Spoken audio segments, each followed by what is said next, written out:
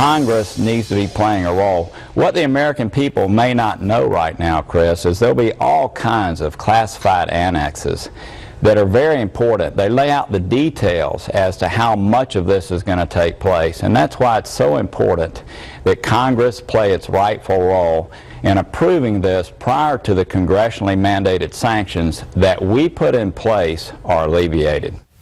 Well, that right there is the chairman of the Senate Foreign Relations Committee talking to Fox News, saying that Congress should have a role to play in the Iran deal. It's about transparency. Hello, I'm John Bachman. And I'm Miranda Khan. Thanks for joining us here on America's Forum. Corker is not alone. Now Senator Chuck Schumer, likely the next Democratic leader in the Senate, telling Politico that Congress should get the right to review a deal with Iran.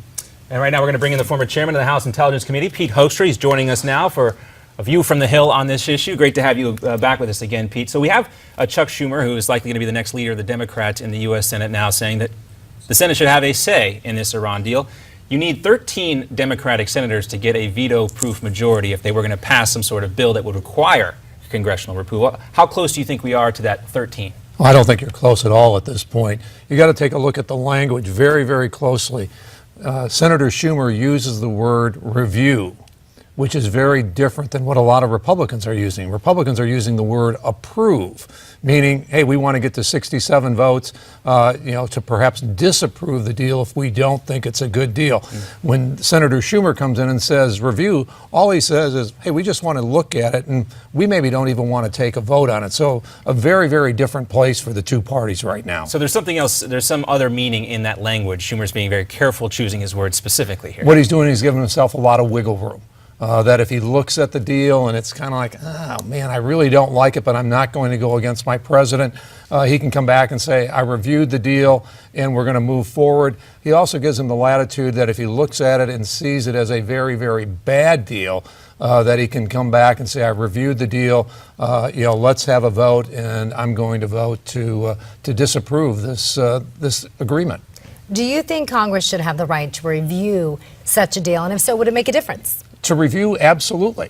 As Senator Corker said in the lead-in, there's classified annexes. Congress has to take a look at, the meaning behind the words in the agreement. What are the actual tools to implement this kind of an agreement?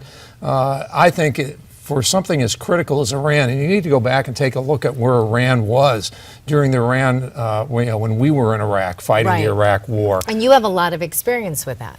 Yeah, and so, Congress should be approving this deal. Whether they get to that point or not, I don't know. But, when we were in Iraq fighting al-Qaeda, we were winning. Iran came in, they armed the Shias, they trained the Shia militias to attack the U.S. troops. They gave the Shia militias and al-Qaeda the equipment, the IEDs that killed and injured so many American troops. These are our enemies, and they still are. They are actively fighting our interests in Yemen.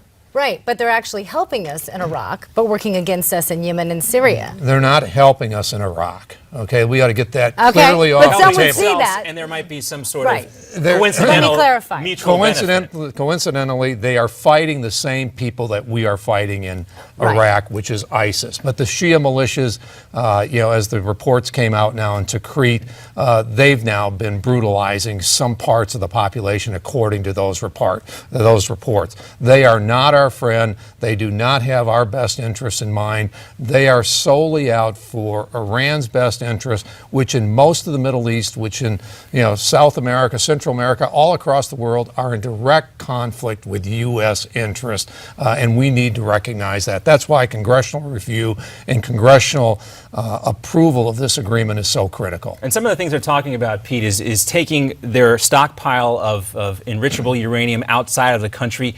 That, to me, since in this country we can't even convince other states to take that type of material off the hands of other states, why would another country be willing to do this? It seems like a bridge too far. Well, I mean, they may give it to the Russians. The Russians may be willing to take it. But the key is they're not going to give it all up. They're going to give some of it up. They're going to give up some of their centrifuges. And again, if you go back and take a look at history, it's 1991, 1992.